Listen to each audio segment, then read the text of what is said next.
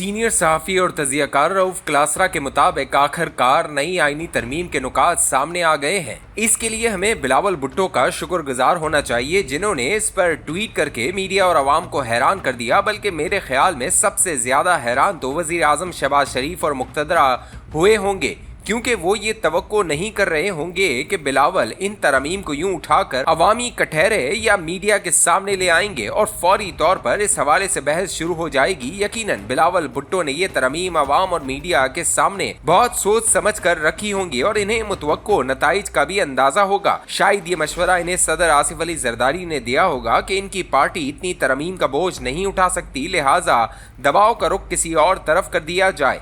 और अब तक के रद्द अमल से लगता है कि वो इसमें कामयाब रहे हैं। वजीर आजम शहबाज शरीफ चौंके तो होंगे कि बिलावल ने सब कुछ सबको बता दिया और अब 26वीं तरमीम की तरह खामोशी से नई तरमीम कराना शायद कुछ मुश्किल हो। अगरचा गुज़िश्ता तरमीम के वक्त भी मुश्किलात पेश आई थी, बहुत से तनाज़ात उठ खड़े हुए थे और बांध बांध की बोलियां बोली जा रही थी। उस वक्त आईनी अदालत का क़याम और चीफ जस्टिस कादी फ़ायज़ ईसा को इसका सरबराह बनाने की बातें हो रही थी। फौज के सरबराह की मुद्दत मुलाजमत और दीगर अहम इशूज़ तरमीमी पैकेज का हिस्सा थे। उस वक्त शहबाज शरीफ हुकूमत का मसला ये था कि इनके पास अददी अक्सरियत न थी, लिहाजा इन्हें मौलाना फजल रहमान की हिमायत दरकार थी। मौलाना को राजी करने के लिए कई वजीरों ने चक्कर काटे। इन्हीं दिनों इमरान खान की पार्टी के लोग भी मौलाना साहब के घर डेरा जमा कर बैठे थे। एक वक्त तो ऐसा भी आया कि पीपल्स पार्टी का वफ्द मौलाना साहब से मिलकर निकलता तो बाहर पीटीआई का वफ्द इंतजार कर रहा होता और पीटीआई वाले अभी अंदर ही बैठे होते तो पता चलता कि हुकूमती वफ्द बाहर पहुंच गया है। उन दिनों मौलाना साहब का किचन कहवा पिलाने और ड्राई फ्रूट खिलाने में मसरूफ था। अब मखसूस नशिस्तें मिलने के बाद हालात बड़ी हद तक हुकूमत के हक में है, तो शायद मौलाना साहब की वो अहमियत नहीं रहेगी। इसीलिए मौलाना साहब ने अभी से फायर वर्क शुरू कर दिया है और वो लॉन्ग मार्च की धमकियां भी दे रहे हैं। अवाम को भी दाद दें कि इन्हें पाकिस्तान में इस्तेहकाम और तरक्की भी दरकार है, लेकिन वो हर माह कोई ना कोई जत्था सड़कों पर निकलता है। हंगामे, मारदार, लूट मार, गिरफ्तारियां, गोलियां चल रही होती हैं। अवाम को भी सुकून इन दंगों ही से मिलता है और हर पार्टी अपने जत्थे सड़कों पर निकाल कर इस्लामाबाद ले आती है। मैं एक देहाती हूँ, लिहाजा मुझे अंदाज़ा है कि कभी ये सब हमारे लिए भी शुगल होता था कि चले मुफ्त की बस मिल रही है, खाना पीना मिल रहा है, बड़ा शहर भी देख लेंगे, दोस्तों के साथ गपशप भी होती रहेगी, यूँ जलसे जुलूस कामयाब हो जाते थे।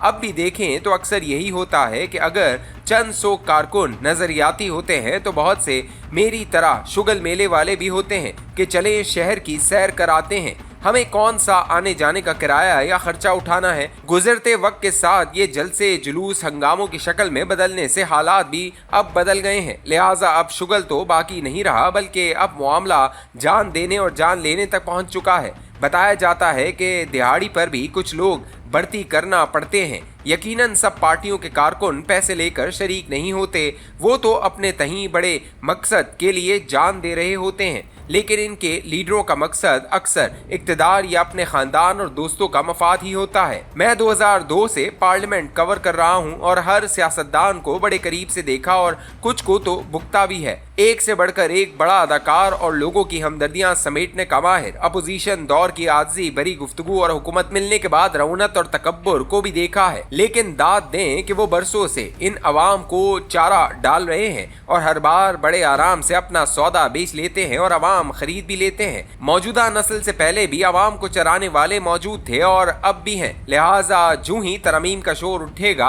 आप देखेंगे कि हर तरफ हर पार्टी को मुल्की मफाद नजर आने लगेगा। हालांकि इसमें मुल्की से ज्यादा जाती मफादात होते हैं। अब सियासी पार्टियां कह रही हैं कि वो NFC अवार्ड के मामले पर लचक नहीं दिखाएंगी, सूबों का शेयर कम करके मरकज का बढ़ा दिया जाए। मरकज कहता है कि हम क्या करें, 2500 अरब दिफाई बजट, 1000 अरब PSDP, सूबों को 3-4 हजार अरब के फंड्स, 1000 अरब फौज की पेंशन, लाखों विफाकी मुलाजमीन की तनख्वाहें और इनके अरबों की पेंशन और गैर मुल्की कर्जों और सूद की 8000 अरब की अदायगी के बाद हमारे पास तो कुछ बचता ही नहीं और इन अखराजात के लिए सूद पर मजीद कर्जे लेना पड़ते हैं। 2010 तक सूबों के पास कम और मरकज के पास NFC अवार्ड का ज्यादा शेयर होता था। फिर 18वीं तरमीम आई कि मरकज से इख्तियारात और वजारतें सूबों को मुंतकिल की जाएं। मरकज के पास सिर्फ 8-10 वजारतें रहने दें कि 24 किलोमीटर के मरकज को खरबों के फंड्स की क्या ज़रूरत है। यूँ सब वजारतें और इनके फंक्शंस नीचे शिफ्ट कर दिए गए कि मरकज का बोझ कम होगा। तो क्या बोझ कम हुआ? अब भी वही 40 वजारतें चल रही हैं, बल्कि अब तो 40 मुशीरों, खुसूसी मुशीरों और कंसल्टेंट्स का भी इजाफा हो गया है। यूं एक दिलचस्प काम यह हुआ कि 18वीं तरमीम के बाद मरकज से वजारतें कम न हुई, बल्कि उल्टा सूबों में नई वजारतें बन गई। जो काम 24 किलोमीटर में डिप्टी कमिश्नर दफ्तर में बैठे एक क्लर्क का था, वही काम अब एक विफाकी वजीर, वजीर मुमलिकत, मुशीर और पार्लिमानी सेक्रेटरी मिलकर कर रहे हैं। Secretary, special secretary, joint secretaries और के ज़ेहली महकमे और सैकड़ों स्टाफ और मुलाजमीन और इनका बजट अलग से है। फिर ऐसी तरमीम का क्या फ़ायदा अगर आपने 24 किलोमीटर के शहर में 40 वजारतें ही रखनी हैं और लाखों मुलाजमीन। मजीद सुन लें,